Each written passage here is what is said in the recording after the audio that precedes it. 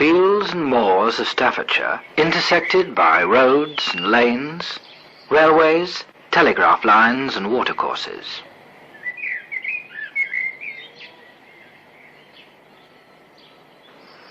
Patterned by hedges, ornamented and made respectable by halls and genteel parks, enlivened by villages at the intersections, and warmly surveyed by the sun, spread out, undulating.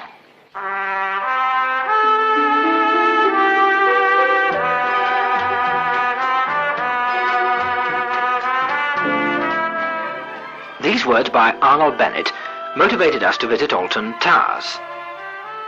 200 hectares of gardens, woodlands and parkland, situated between Leek and Uttoxeter. Charles, the 15th Earl of Shrewsbury, born in 1753, made a retreat at Alton, and had considerable talent for landscape design. He was able to make full use of his imagination on the bare and rocky hillside of the Churnet Valley.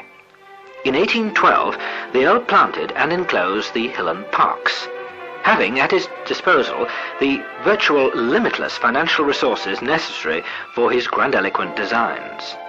Labourers, builders and skilled workmen of all trades were brought in to lay out the gardens and terraces. To make the lakes and ponds with their numerous fountains, he excavated thousands of tons of soil and brought water from a spring 2 miles to the north.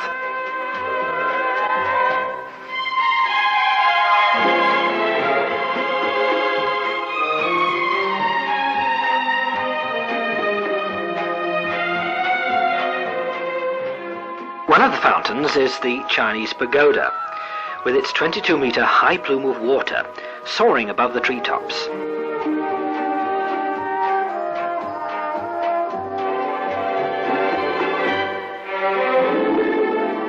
To descend on anyone standing too close.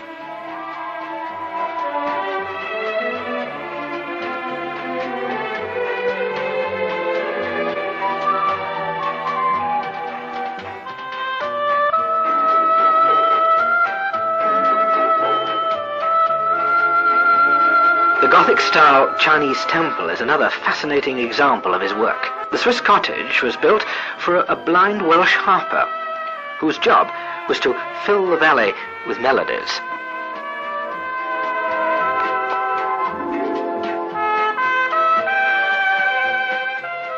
The conservatories, one of Charles's architectural wonders, is still a feature of the gardens. On the site where Alton Towers now stands was Alverton Lodge, described at the time as a comfortable homestead with farm buildings adjoining.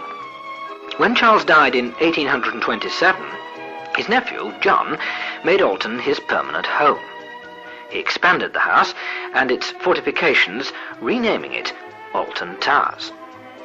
During World War II, the Towers was requisitioned for use as a training unit.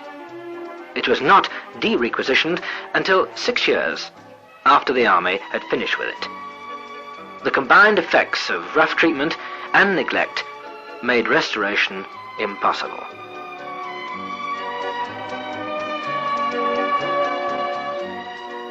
Walking through the Gothic archway, one sees the monument which John put up to his uncle, with the inscription, "He made the desert smile."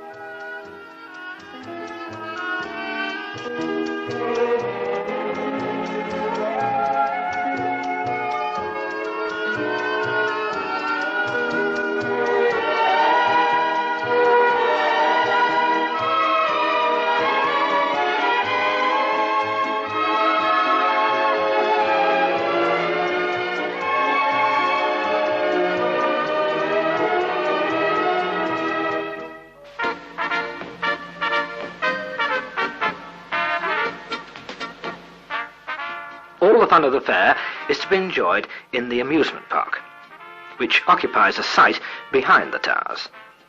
There are all the traditional amusements, as well as a variety of rides for the smaller children.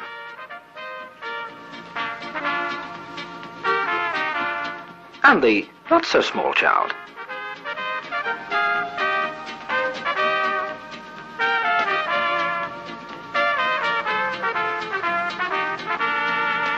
For those wishing to take a ride, the aerial cable cars are a new feature, giving an entirely new view of the gardens.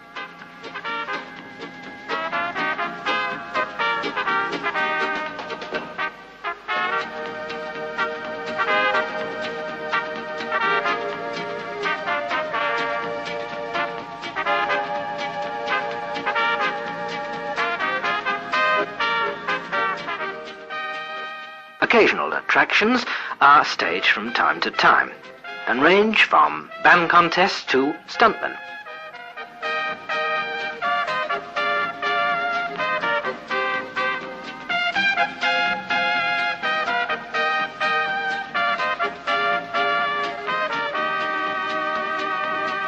Oh well, it amuses the kiddies.